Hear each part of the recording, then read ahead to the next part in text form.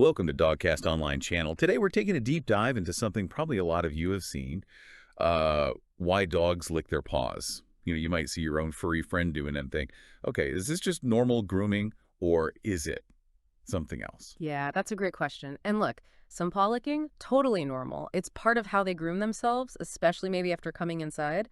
But it's when it gets excessive, really frequent, or they're licking aggressively, maybe even causing sores. That's when we need to investigate. Our goal today is really just to help you figure out what your dog might be trying to tell you with all that licking. Okay, let's unpack this then. If a dog starts licking way more than usual, what are the first possibilities? What should you think about? Well, often the simplest place to start is a physical issue or an injury. Seems obvious, right? But think about it. They could have stepped on something sharp, maybe hot pavement in the summer, got an insect sting, or even just a tiny splinter stuck in there. Ouch, yeah. Or it could be a broken nail. Maybe their paw pads are really dry and cracked, even a small fracture. You'll often see other signs too, like maybe limping, or they're, clearly favoring one paw. That makes total sense. Like if we had a cut, we'd probably fuss with it too. Yeah. But what about things that aren't so obvious? Like irritants we can't easily see. Great point. Because the next really big category here is allergies. And these are super common in dogs. We see environmental ones, things like pollen, dust mites, even mold spores. These can make their paws incredibly itchy. Pollen on their paws. I hadn't really thought of that. Yeah, they walk right through it. Then there are food allergies. Often it's common proteins like beef or chicken, sometimes dairy, eggs, maybe even wheat. And don't forget contact dermatitis. That could be from, say, floor cleaners or chemicals used on the lawn. Wow. So it's not just what they step on, but kind of everything they encounter. Exactly. And all that irritation and licking, well, it can unfortunately lead to more problems. Right, like infections. Precisely. Those paws, being damp and irritated from the licking, become a perfect place for infections and parasites to set up shop. We often see secondary bacterial infections or yeast infections, makes the itching even worse.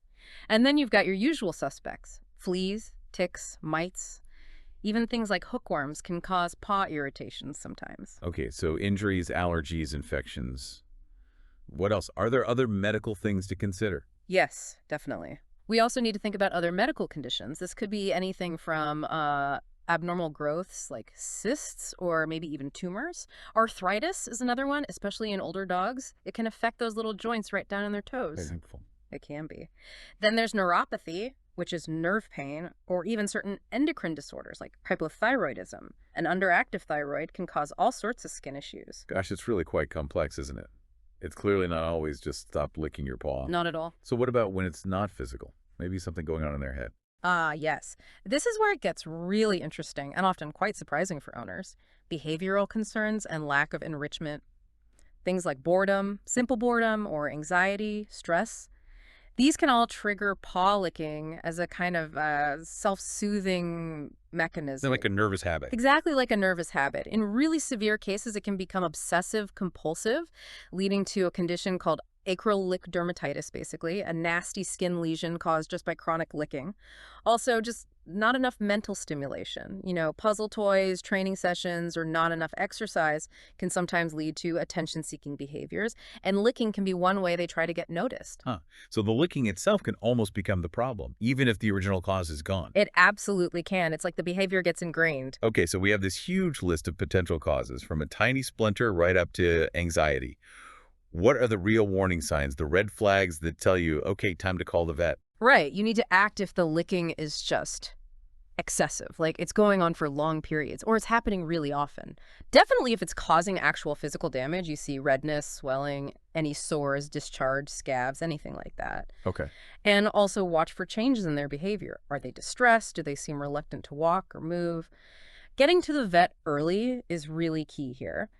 A seemingly small irritation can quickly blow up into painful pododermatitis, which is a nasty inflammation of the whole paw. That's clear advice. Yeah. So once you realize there is a problem, and maybe you've seen the vet, what can owners actually do? Well, depending on the cause, there are things you can try. For basic home care, you can start by gently examining their paws yourself. Look carefully between the toes and pads. Then gentle cleaning with a pet-safe cleanser is good. If the paws just seem dry and cracked, a good paw balm or even a little coconut oil might help soothe them. Hmm. For general itchiness, sometimes vet-approved soaks, like very diluted apple cider vinegar or an oatmeal soap, can give temporary relief. But always check with your vet first before trying home remedies. Good point. And what about the vet's approach? What treatments might they recommend? Veterinary treatments really depend on the diagnosis, obviously. It could be medicated sprays or special soaks, topical creams, maybe antibiotics if there's bacteria, or antifungals for yeast. If it's allergies, they might discuss allergy shots or specific dietary changes. For arthritis pain, there are good medications now like Librela or Galliprant that can really help manage discomfort. Okay. And sometimes, unfortunately, surgery might be needed, maybe to remove a growth or get out a deeply embedded foreign object. And what if it turns out to be more behavioral? Right, for behavioral strategies, distraction is often a good first step. More walks, more playtime, puzzle toys to keep their mind busy.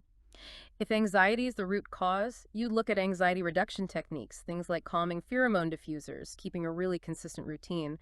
And sometimes you might need help from a professional dog trainer or a certified behaviorist. The key is always patience and consistency. Definitely avoid punishing the licking, as that can just make anxiety worse. That makes sense. Yeah. And what about preventing this in the first place? Any tips? Yeah, prevention is great. Simple things like regularly wiping or rinsing their paws after walks can remove potential irritants. Using protective paw balms, especially in winter or summer, can help. Ensuring they get enough mental and physical exercise is huge. A good balanced diet is fundamental, maybe even considering omega-6 supplements for skin health after talking with your vet. And of course, regular vet checkups to catch things early. So, really, if we zoom out, this paw licking, when it's excessive, it's not just a minor annoyance. It's a pretty significant signal from your dog, isn't it? They're telling you something's wrong. Absolutely. It's communication. And catching it early, intervening appropriately, that's crucial to avoid those secondary infections and chronic painful problems. Which kind of leads us to a final thought for you listening. By tuning into these, well, sometimes subtle signals like paw licking, you're doing more than just solving a potential health issue. You're actually building a deeper connection and understanding with your pet. So maybe ask yourself, what other quiet messages might your dog be sending that perhaps deserve a closer look?